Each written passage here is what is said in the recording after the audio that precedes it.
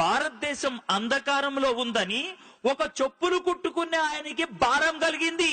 చెప్పులు కుట్టుకునే ఆయనకి భారం కలిగితే 1793 సంవత్సరం నవంబర్ 11వ తారీఖున భారతదేశంలో అడుగు పెట్టాడు ఆయన. భారతదేశానికి రావడానికి 4 నెలల పడవ ప్రయాణం పట్టింది. ఆ 4 నెలల్లో బెంగాలీ భాష చదవటం, బెంగాలీ భాష రాయటం, బెంగాలీ భాషలో మాట్లాడటం నేర్చుకున్నాడు. భారతదేశంలో అడుగు పెట్టినప్పుడు భారతీయ భాష మాట్లాడాడు. 36 సంవత్సరాలు భారతదేశంలో ఉండి 44 భాషలు నేర్చుకున్నాడు. 40 భాషల్లోకి బైబిల్ తర్జుమా చేద్దామని ఆరంభించి 28 భాషల్లో కొత్త నిబంధన పూర్తి చేసి 17 భాషల్లో బైబిల్ పూర్తి చేశాడు. ఈ రోజు నీ చేతుల్లో బైబిల్ ఉన్నదంటే కారణం ఆయనే. ఆయన ఎవరో తెలుసా? William Carey. ఒక్క విలియం కేరీ 17 భాషల్లోకి బైబిల్ తర్జుమా చేసి నీ చేతుల్లో పెట్టాడు. అంతేనా? అక్కడితో ఆగిపోయాడా? నీ చేతుల్లో పెన్ ఉందంటే కారణం విలియం కేరీ. భారతదేశంలో మొట్టమొదటిసారిగా ఇంక్ తయారు చేసింది ఆయనే. జిందగీలో రైలు బండి ఎక్కినావంటే కారణం విలియం కేరీ. భారతదేశంలో మొట్టమొదటిసారిగా స్టీమ్ ఇంజన్ పెట్టింది ఆయనే. బ్యాంకులో పైసలు పెట్టినావా? కారణం విలియం కేరీ. భారతదేశంలో మొట్టమొదటిసారిగా బ్యాంక్ పెట్టింది ఆయనే. పొద్దున్నే లేచి ఈనాడు, జై తెలంగాణ న్యూస్ పేపర్ చదివినావా? థ్యాంక్స్ చెప్పాలి విలియం కేరీకి. భారతదేశంలో తొలిసారిగా భారతీయ భాషలో న్యూస్ పేపర్ ముద్రించింది ఆయనే.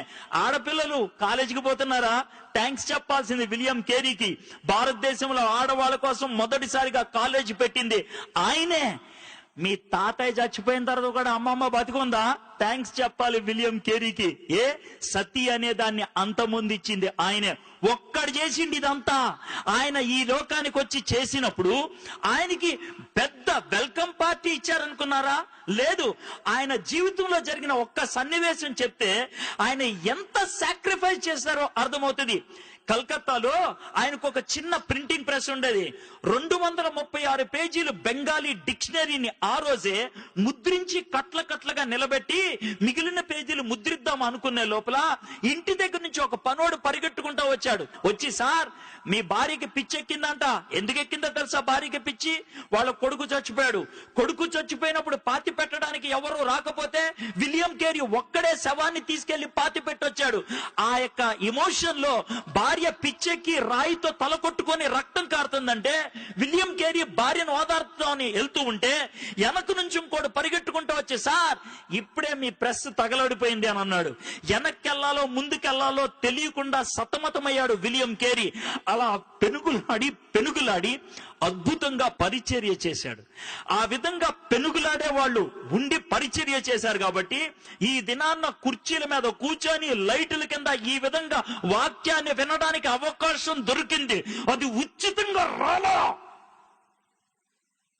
ఎవడో ప్రాణం పెడితే వచ్చింది, ఎవరో సాహసిస్తే వచ్చింది. దేవుడు నేర్పించే పాఠం ఏంటి తెలుసా? నువ్వు నాకు చెందిన వ్యక్తివి అని చెప్తావా? నన్ను నువ్వు దేవుడు అని పిలుస్తావా?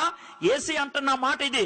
మీలో నన్ను ఎవరైనా గురువు అని పిలవదలుచుకుంటే, నా శిష్యులు అవ్వాలి అనుకుంటే గుర్తుపెట్టుకోండి, ఒకటే ఒక కండిషన్. మిమ్మల్ని మీరు కాదనుకోవాలా, మీ సిలువెత్తి నన్ను వెంబడించాలా. సిలువెత్తి వెంబడించడం అంటే గోల్డెన్ క్రాస్ మెల్ల వేసుకొని రావటం కాదు. సస్తే పాతి పెట్టడానికి రెడీ అయ్యే సమాధి పెట్టిని తీసుకొని రావడం, చావటానికి తెగించటం. హలో, క్రైస్తవుడు అని పిలిపించుకోవాలనుకున్నట్లయితే ఆ దమ్ముండాలా.